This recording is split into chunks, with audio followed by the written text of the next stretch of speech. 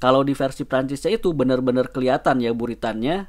Malah menurut saya versi Indonesia beberapa gambar hasil cetakannya lebih jelas dan lebih bagus dibanding dengan versi Prancis yang terbitan tahun 2000-an. Yang paling mendekati versi Jepangnya menurut saya sih terbitan Prancis tahun 2000-an. Makanya ya gak usah heran kalau di versi Indonesia itu ada beberapa dialog dan alur ceritanya itu agak-agak gak nyambung dikit.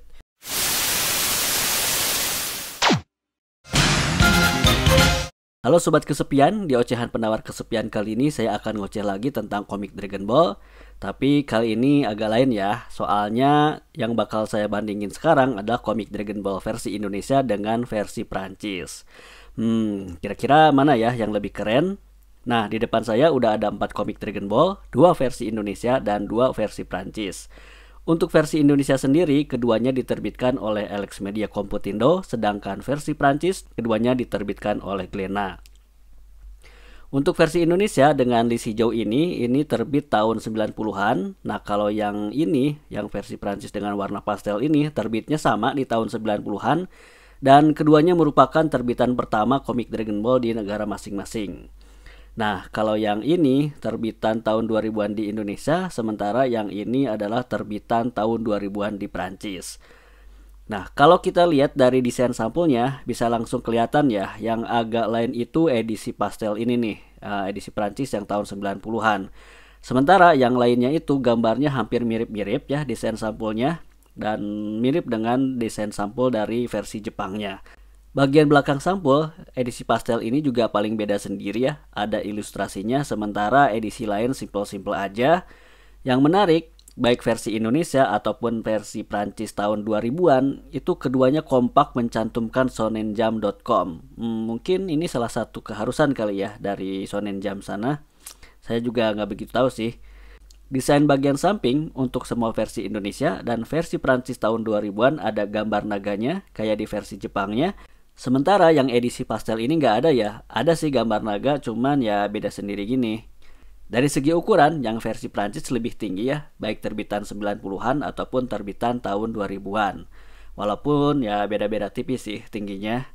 Edisi Prancis pun lebih tebal daripada versi Indonesia, baik yang terbitan 90-an ataupun terbitan tahun 2000-an. Bahkan yang edisi Prancis ini tebalnya hampir 2 kali lipat dari edisi Indonesia. Wajar aja sih, soalnya kualitas kertas Prancis ini lebih tebal. Sementara yang versi Indonesia itu kertasnya tipis. Malah yang terbitan tahun 2000-an itu ya, yang versi Indonesia itu makin tipis. Sampai-sampai gambar di halaman belakangnya itu ngebayang. Jadi kalau dalam urusan kertas, versi Prancis ini lebih niat. Versi Indonesia terbitan tahun 90-an masih punya sampul jaket khas manga Jepang. Kalau versi Indonesia terbitan tahun 2000-an itu udah nggak ada jaket-jaketan lagi. Nah, kalau yang versi Prancis ini justru kebalikannya nih. Yang terbitan 90-an itu nggak ada jaket, cuman kuping sampul aja. Sementara yang terbitan tahun 2000-an justru ada jaketnya. Unik juga sih, justru versi Prancis yang tahun 2000-an itu lebih mirip dengan versi Indonesia tahun 90-an. Ada sampul jaketnya.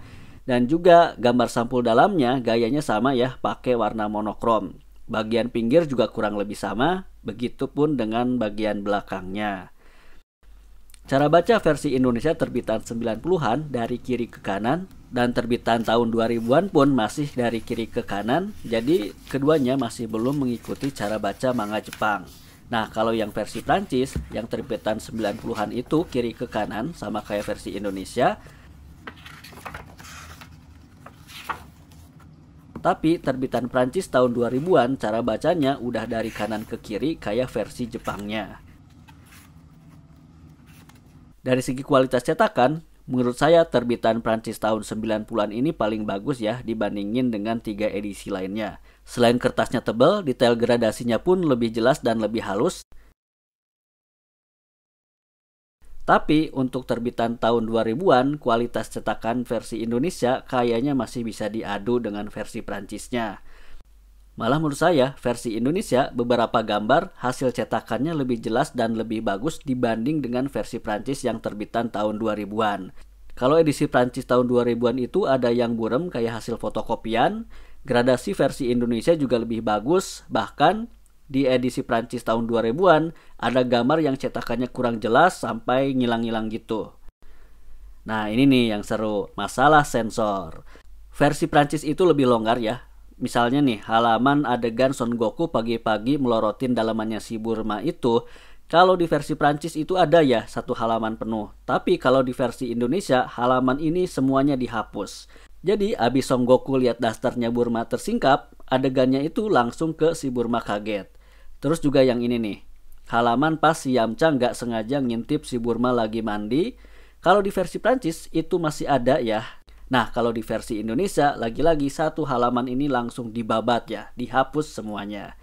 Terus pas si Bulma menyingkapkan dasternya di depan Kame Sennin, kalau di versi Prancisnya itu benar-benar kelihatan ya buritannya. Tapi kalau yang di versi Indonesia itu masih ditutupin sama tulisan efek. Malah kalau yang di tahun 90-an sama editornya itu ditambahin lagi ya celana pendek. Sebenarnya masih ada beberapa lagi sih adegan dan dialog yang kalau di versi Indonesia itu kena sensor. Makanya ya gak usah heran kalau di versi Indonesia itu ada beberapa dialog dan alur ceritanya itu agak-agak gak nyambung dikit. Dari semua versi, yang paling mendekati versi Jepangnya menurut saya sih terbitan Prancis tahun 2000-an. Selain mempertahankan sampul jaket khas manga Jepang, cara bacanya pun sama ya dari kanan ke kiri. Bahkan secara isi, urutan halamannya pun sama.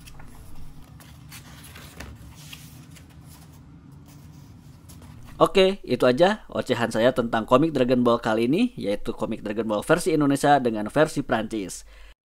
Kira-kira apa pendapat sobat kesepian setelah mendengar ocehan tadi? Tulis di kolom komentar ya.